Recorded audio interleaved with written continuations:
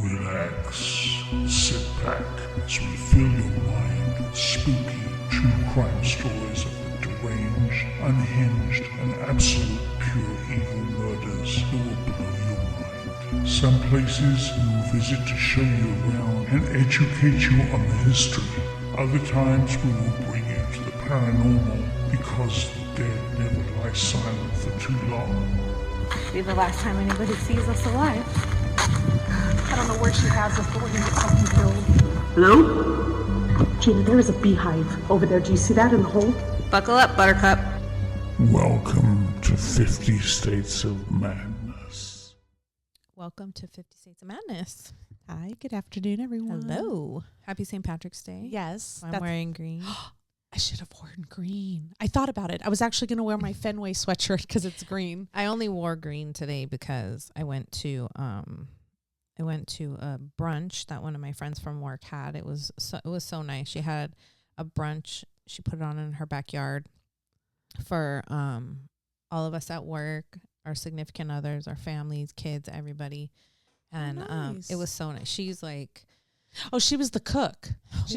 We kind of did like a potluck. Like everybody brought something. I brought cake. What did you bring? I brought cake nachos. Something I didn't have to cook. But what is cake nachos? you know what cake nachos are? No. Really? Yeah, what are cake nachos? They're from the bakery called Lucky Treats. No. Like, Who's Lucky probably Treats? like less than a mile from your house. No. Who's Lucky Treats? Well, okay. Anyway, they're these, I don't even know how to describe them because I'm not even sure what's in them. So they're like, I think I might have some in my fridge that you could taste. So they're little squares of cake, different flavored cake. Okay. But it's not a regular cake mix. I don't even know how to describe it. I feel like it has like gelatin mixed in it or something. It's not like angel food cake. I can't even explain it. Is it only Lucky Treats specialty, or does everybody know? No, it's like their trademark nacho thing. cake is. It's called cake nachos. Cake nachos. So they're just in this container, but they're like bite-sized squares, and it's this special cake mix thing, and then it's rolled in like a powdered sugar. I think. Did you bring it? I take them everywhere. You know what? I might have tasted them before. It's sounding a little bit familiar. I feel like you have to have tasted them, but we'll see. They also sell cake pickles, which is like when they trim the sides off of a cake, they bag it up and they sell them like $3 for a whole bag. It's ridiculous. So anyway, that's what I brought. And you said, where are they located? Right by your house. Like, I don't want to say the location, but. Well, yeah. Okay. But I'll tell you afterwards. I mean, people can probably Google it now at this point. I know. Well, that's by where we live. So anyway, that's what I brought because. Okay. If y'all know, I don't cook. I don't cook. I don't bake. You know what? She's been cooking. You can't even call it cooking what I do. Like, when you're just working with like vegetables and beans and like. And then the air fryer does everything. Like I just toss something in and it's done. I love the air fryer. Yeah, so I can't really say that I'm a cook, but my coworker, my friend Alicia, she is an absolutely amazing cook. Like baker, it's ridiculous. You know, like some people that's just their thing and they just make it look so easy. Yeah. Like that's her. That's her. So you want to know something else I love? You got me to buy one of these. Oh, the brewmate? The brewmate. Yeah. And I love it so much. I got to make sure that I have it. Yeah. Remember what happened last time you did that with your Stanley? Wasn't in the closed position. See, have to test it out. She tested this out on her Stanley. I don't know if you guys caught that episode, but she poured her Stanley, her drink all over her. Yeah, I know. It's amazing. Yeah. And you know what else it led me to buy? Oh, the cooler. But the ice stays ice for 7+ days. So we're going to go camping, and I want to make sure my ice stays cold. Who's going camping? Me and Gus. Just you two? Yeah. Just a little couples retreat. You're going camping? Where? Okay. Out me. Like, okay. Glamping. Okay. I'm like, you guys are going camping? Well, Hip Camp, how you go out, it's an app, and you go on Hip Camp and you reserve, and you can pay for just a space and bring all your tent and everything, or you can get places where they already have a tent set up. In our case, we have, I don't even know what they're called. It's not even a yurt, but it's not a tent. It's like this one's called the Fairy Dome, but it's like this ball with plastic. It's plastic and tenty like, but you can see outside up into the stars, and it's next to a waterfall. And I rented the wood fire burning jacuzzi for the 2 nights we're there. And so we're going to see how it goes. So, Okay. Where is this you have at? to, but you in Santa Barbara, and I've never been to Santa Barbara. It's up in the mountains of Santa Barbara. You've never been to Santa Barbara? I've never been Oh. ever. So we're going to that's go to so the mountains beautiful. in Santa Barbara. And then, we're going to, on the last day on Sunday, we're going to see the little town of Santa Barbara. Oh, it's not little, but Well, it's so pretty over is there. it pretty? Oh, I've never yeah. been. Yeah. I think I've driven on. Well, not I think I know It's I have. like about 30 miles past where my family lives in Ojai. But I've only driven on the 101, so I've only seen like a snippet of it. You know how like you drive on the 101, kind of passing by Santa Barbara, but I've never. You need to go to Ojai. Turned off. You need to go to Ojai. I know Ojai is probably really cute too, It's way better than Santa Barbara. but I like. If you want like a quaint little town, Santa Barbara's not that. Well, no, we're staying in the mountains up there. Yeah. So we're in the Santa Barbara mountains. So, and the place, I've been eyeing this place for like 3 years, wanting to stay. Oh. Every time I go on Hip Camp, like I always go to that spot, and I always want to It's so pretty. go That there. that whole area is like really, really nice. But I need a refrigerator because you cook over there. So, Yeah.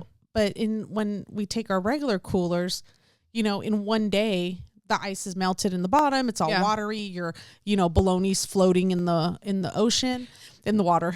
But this one, I'm curious to see how that will like work. I'm hoping, because it's got a dry rack. So if I want to Right. put my bologna and my cheese and I don't want it to swim, I can put it in the dry rack. And then it's got like a little, I don't know, you got to check it out. Brewmate. They have them. Yeah. Big ones and small ones. Yeah. but- My friend Jen turned me on to this when they were camping and we went out there. Oh, so And I had a Stanley, and she was like, "Oh, you're a Stanley girl?" And I was like, "Yeah." Well, no, But I'm no, not. no, I'm not. I'm not. We I'm just- just a water drinker. you're a water drinker. You like the Shannon all actually cups. bought me my Stanley, so You just like the cups. I only have 2, so she got them for me. But Yeah. she had a brewmate there, and so I was like, okay, like sell me on it, and she did. So I ordered it. And then Jane sold it on to me, and Yeah. then I regret it ever since, because now I look. Maybe and I they want should give everything. brewmates. Why don't you sponsor 50 States of Madness? Thank Okay, you, right? Because this whole plug is longer than our whole damn episode. So Thank you. Okay, let's go into the episode. I'm gonna have to start putting these like fast forward to blah blah blah if you don't want to hear us. The little segments. chit yeah. chat. That's true. Okay, so today's episode Yes. So today's episode is going to be is brought to you by on Brewmate. Brewmate. No, I'm just kidding. Brewmate. We should reach out to Brewmate. We should just tag them in our videos. Thank you. So then they can watch. It is a shoot the shit episode. It's a rough one. It's hard. It's about children, and Yeah. so if you're sensitive to any of that, you might want to tune out. It's rough. Yeah. But we're going to be talking about the Turpin family.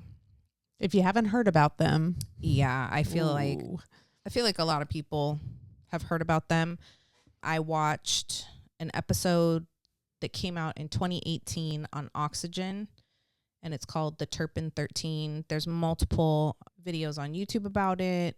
Annie Elise, 10 to Life, has done 3 episodes on it, and it's just, it's awful. It's just an awful, awful story. It just puts into perspective what awful people there are in this world. Yes. And I don't, for the life of me, I don't understand why they do the things they do. I don't even know why. I don't get it. I don't even know why they had 13 children to begin with. But I did get a little bit of background information Well- on a YouTube video I saw, and it was just kind of like they were very religious. From, I believe, Pentecostal. They believed that God called on them to do so, to have so many children.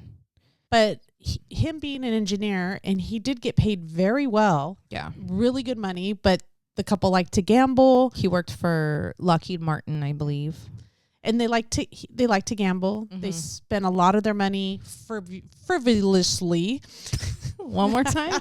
Frivolously. How do you say frivolously? Frivolously? Yeah, just like that. And so they blew through money and kept having kids, and then kept getting into debt. And it's like a snowball effect when you get into debt. You know, you kind of, you got to pay for that bill. So then now other stuff is getting put on other credit cards, other bills. I just want to know how this woman birthed 13 children and looked the way that she did. Because she just literally, after like 6 or 7, you couldn't even tell she'd had one. Yeah, she was very small. So I don't know if she has good genes. I don't know. Yeah. If something's happening, but yeah, she does not appear to have children. When I was watching the video on it, they were talking about how the more children they had, the more they had to, it was the children who suffered as far as like not having the money to spend on things.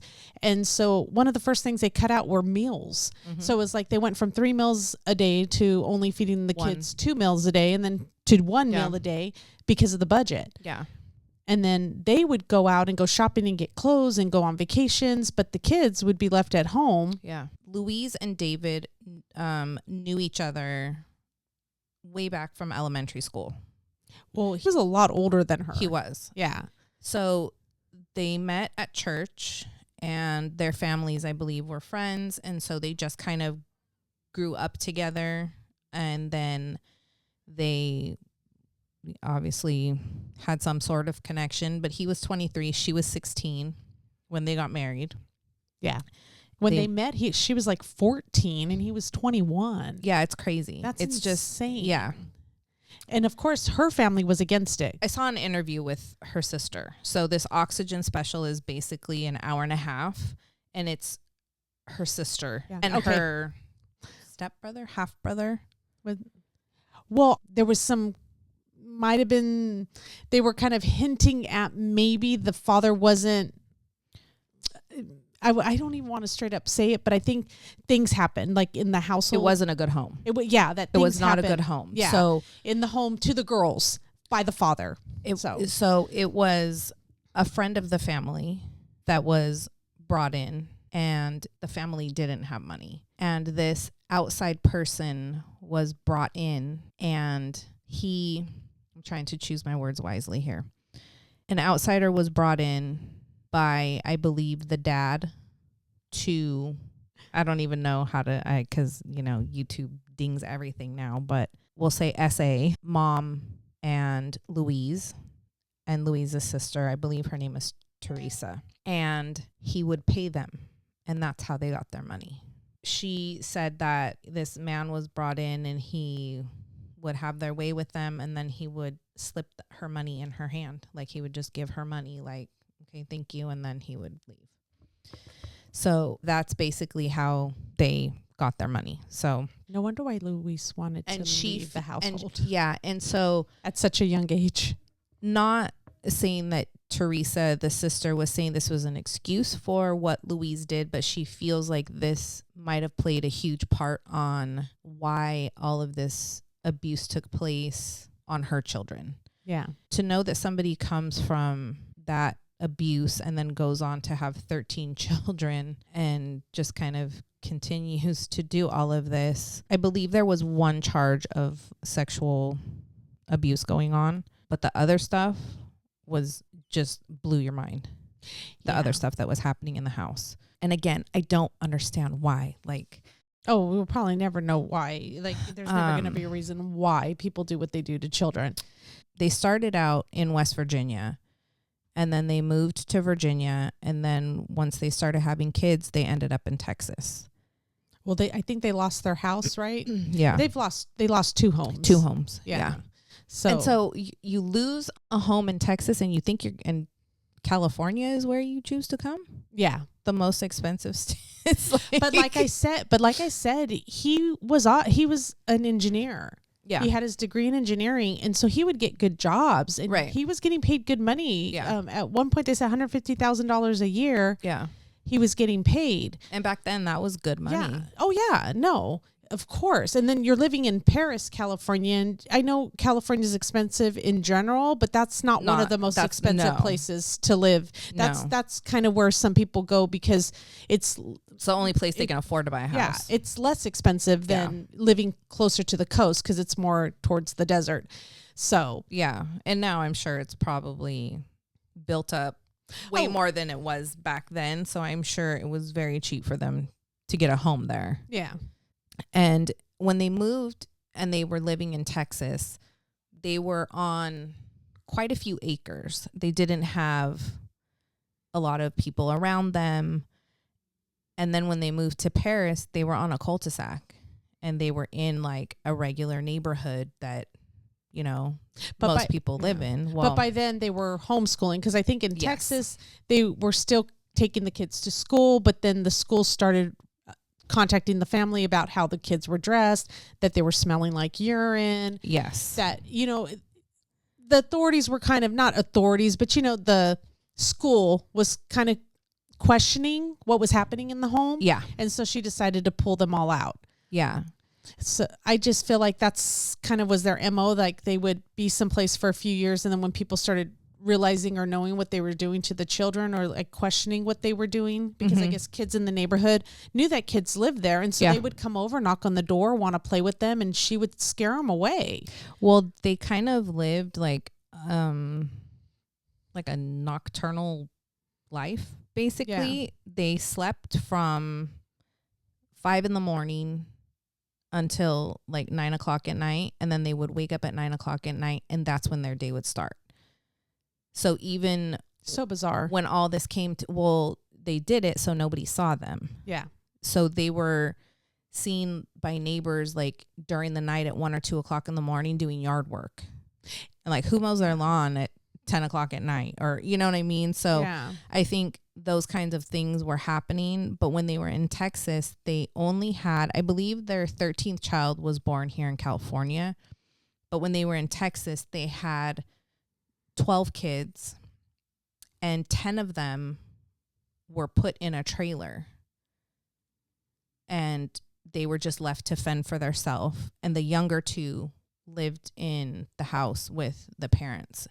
And in this trailer, nobody cleaned. There was garbage everywhere.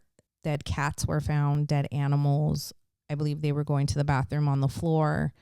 Oh. They had no skills whatsoever because they were never really taken out into public. So they didn't know much at all. And they didn't teach them. Like, even though they said, oh, we're homeschooling them, she didn't bother teaching them anything. No, there was no teaching being done, I don't believe. No. They were basically being chained or tied to the bed with ropes and only fed one time a day.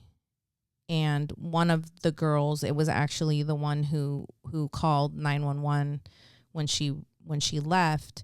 She said that they were all starving at pretty much all given times of the day and night, and that she would eat ice and ketchup and mustard.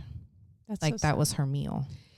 Because the mom would not even feed them all together. No, she would do one at a time. She'd take them, feed them, and when they interviewed Jordan, she said that they only bathed like once a year. Once a year. They would bathe. Yeah. And then she would put brand new clothes on them, take a family photo. Yep. They look all happy in the photo, all smiling because the mom would make them smile. Mm-hmm. She'd take the photo and then make them take off all their clothes, put back on their dirty clothes. And she would post those pictures on Facebook and on social media. Yeah. To have people stop questioning, because some of the family was questioning. Yes. Like when they would see photos of, at one point they went and renewed their vows in Las Vegas, left the kids behind with no food, nothing, take off to Vegas, have a whole weekend in Vegas, posting pictures. And then family was like, well, where are the kids? So people would question. So then she'd go back and she'd get these photos of them, you know, all happy. And then she took photos of them. The next time they went to go renew their vow for the third time in Vegas, you know, it's just so bizarre. They loved to go to Disneyland and they spent quite a bit of time there. And I mean, I know Disneyland isn't expensive back then as it is now, but you basically have to finance a trip to Disneyland these days. You're spending all this time at Disneyland. And you're not even feeding your children. Yeah. That's it. They spend their money on stuff that wasn't important, and the stuff that was, and the necessities they'd let fall to the wayside because they were taken care of. Yeah, of course. Yeah. Even though she was a smaller lady, like they were definitely not. Oh no, they hungry. They weren't going one meal a day. They weren't going without. Yeah, absolutely not. But the kids were very thin when they were found. Yeah, I have.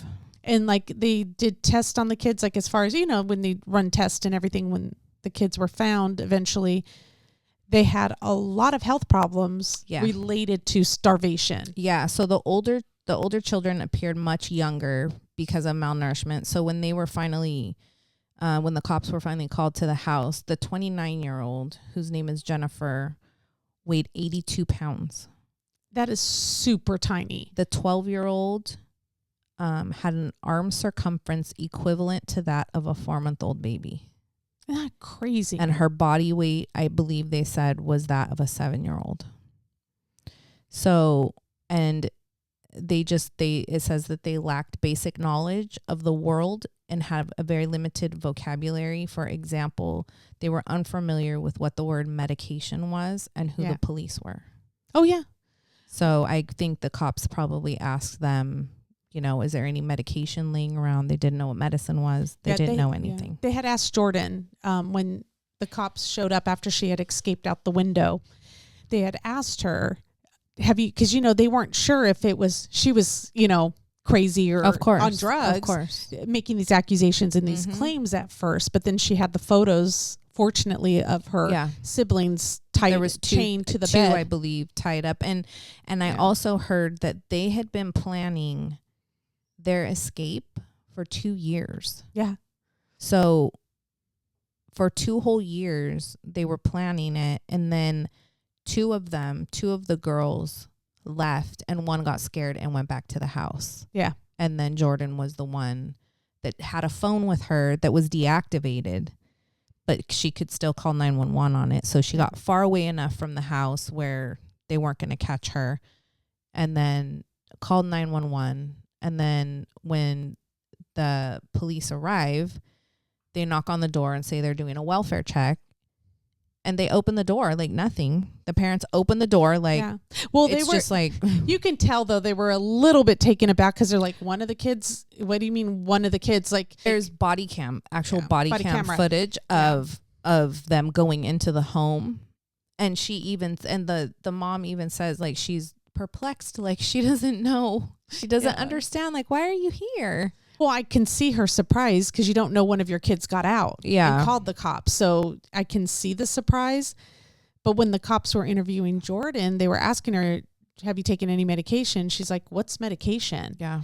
But she knew what medicine was. So they said, oh, the medicine. And then they asked her, are you injured? She goes, what's injured? Yeah. He's you don't have any injuries? She's like, what is injuries? Yeah. And he's all, are you hurt? She goes, oh, no, I'm not hurt right now.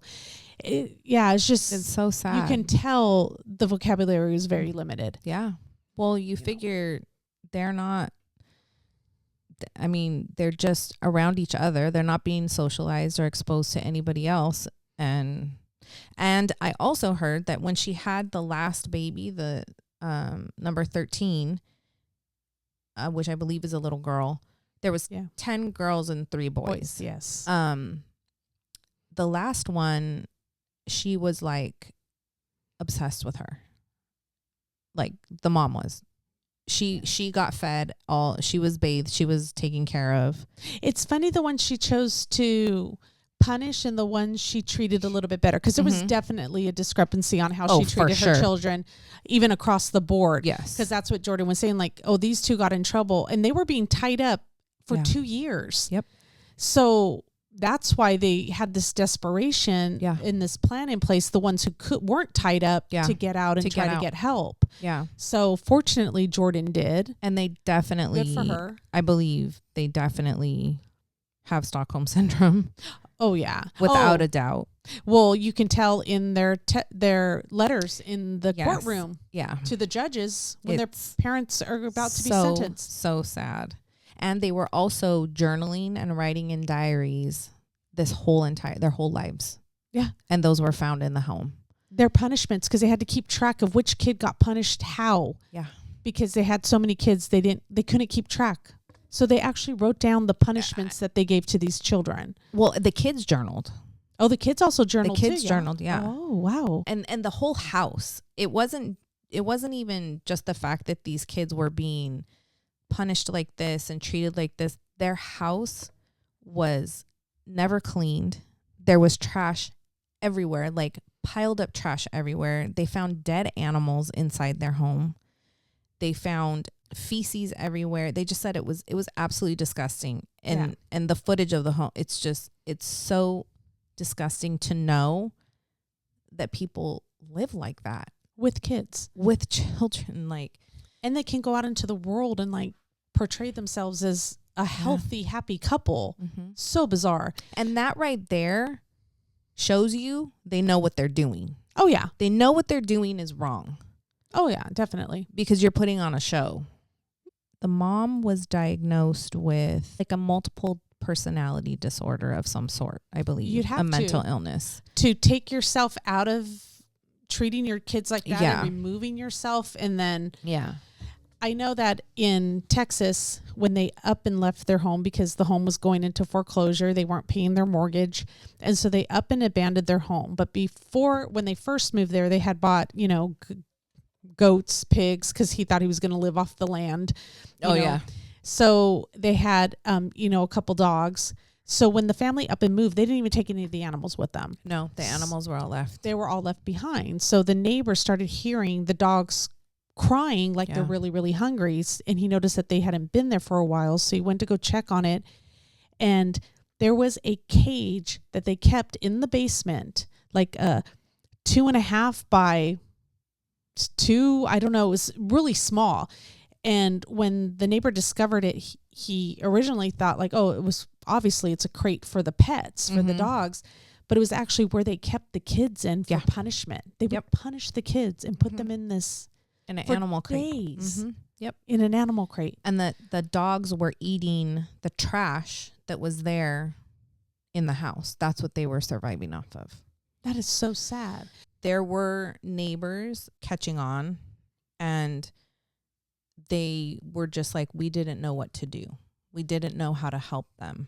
Yeah. And I don't think anybody thought that it was as bad as it was. I don't think anybody in their right mind would have thought there's kids chained to beds in that house. Yeah. There's kids, especially because they were homeschooled. Yeah. And your mind doesn't go there. No. You don't think parents are going to, and ones who keep having kids are going to treat their children like that. Yeah. And it also kind of got into the documentary that I watched, got into why they feel like they continue to have kids above and beyond the religious aspect of it.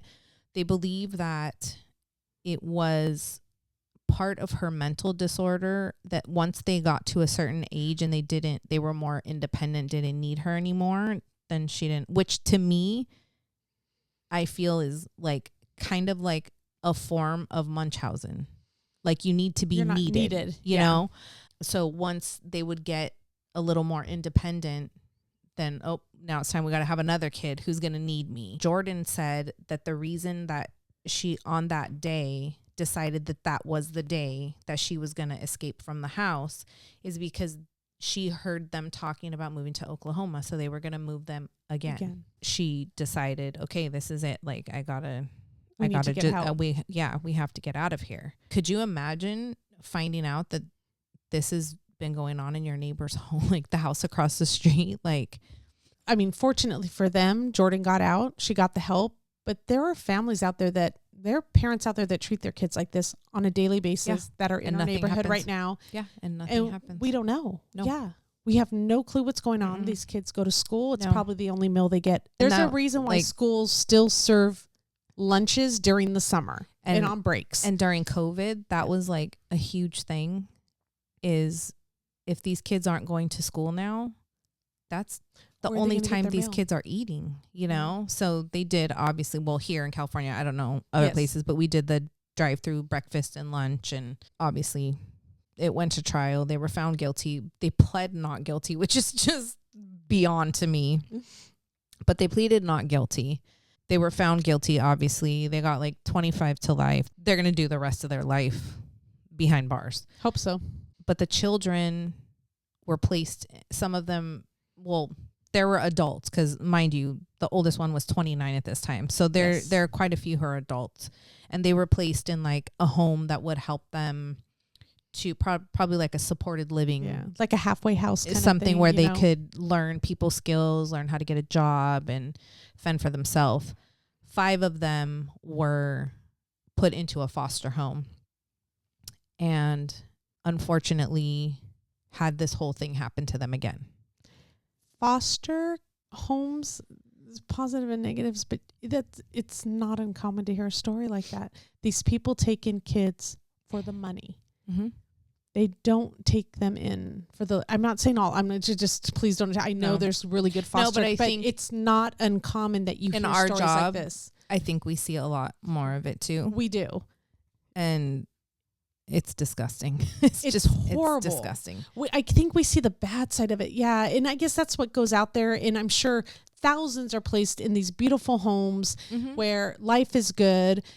But a lot of times too, you just got to realize when you become a foster parent, you need to know that these kids are coming with baggage. Yes. There is a reason why they are not living in the home with their parents. Yeah.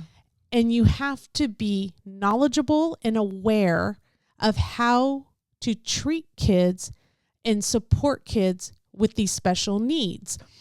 Because I like it to special education, where if you get somebody coming into special education who does not know anything about it and steps into, let's say, a classroom Gina's in or a classroom I'm in, we've seen it time and time again where they come in and they walk out after the first day. Oh, they quit. The turnover's crazy. It is, because they aren't prepared. They don't have that knowledge. They don't have that, I always say, if you're going to be a teacher in special ed, you have to be an aide and first. It's not for everybody. It's not. It's not for everybody. And I understand that. So it's a whole different world, and it really, really, it shows you a whole different side of things that you would never, ever, ever even imagine.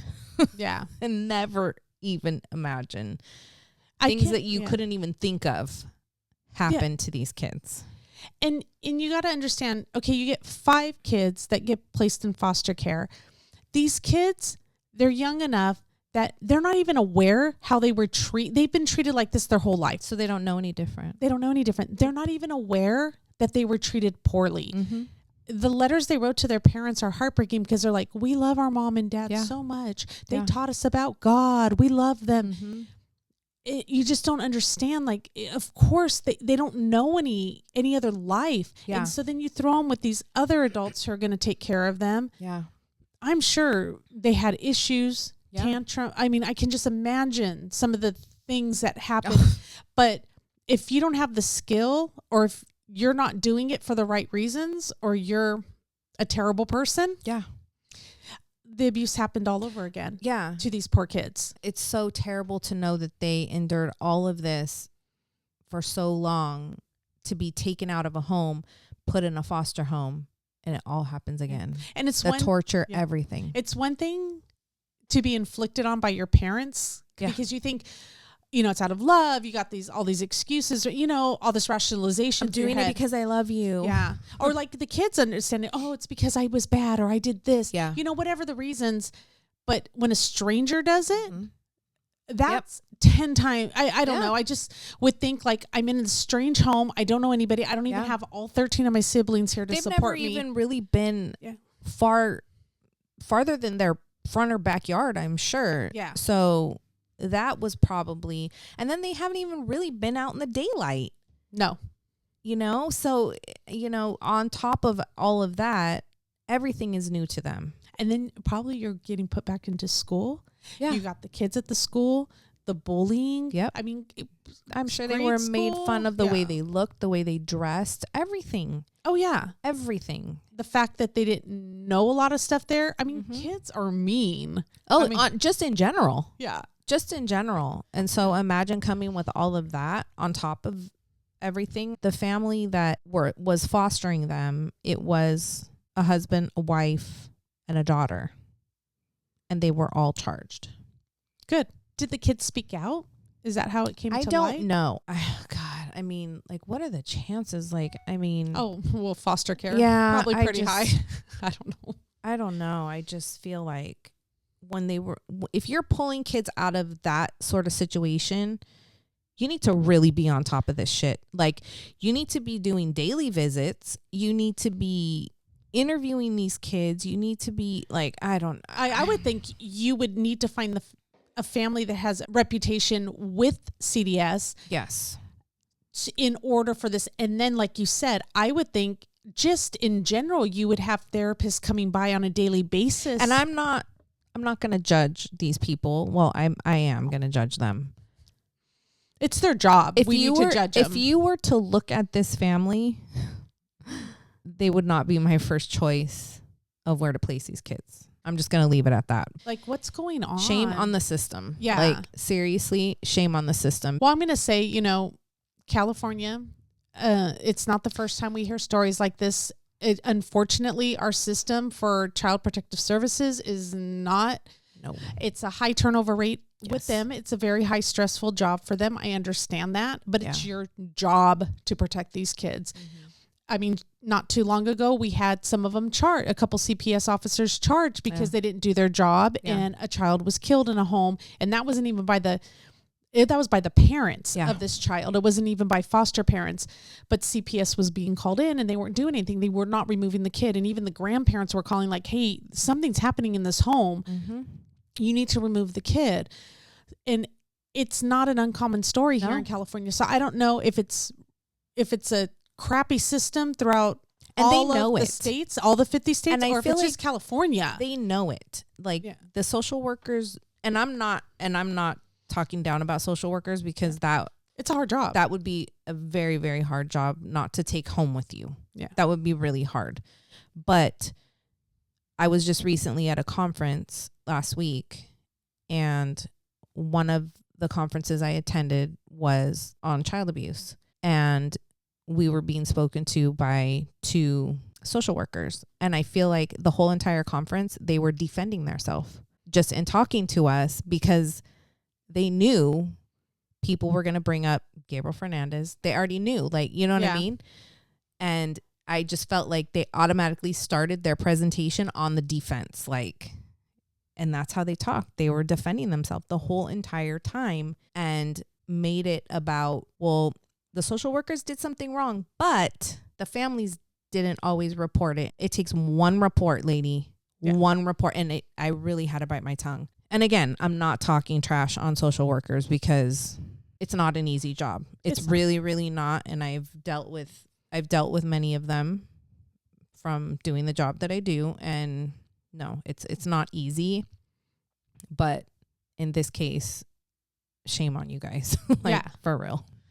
Yeah, they should have been vetted in way stricter. Absolutely. Process. I don't even know. Like, it just, and even if you felt like this family was capable, it just, the daily check-in should have been initial. Yeah. Like, there should have been somebody knocking at that door every morning. Like, you don't know when I'm going to show up. You don't know. Yeah. Like, and just therapists should have been coming for those kids. Like, the whole kid should have had all wraparound services. Oh God, everything given to them under the stars and the moon. Everything that this system provides to these kids, because we do have that system in place where kids in traumatic situations, we have what we call wraparound services, where they get therapists and doctors and every kind of help. Everything that's offered, they receive. Yeah.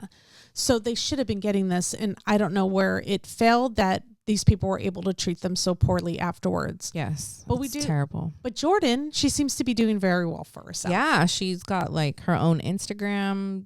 She does like, I think it's like Instagram modeling or something. I don't know. But she's very cute. She's very cute. Yeah.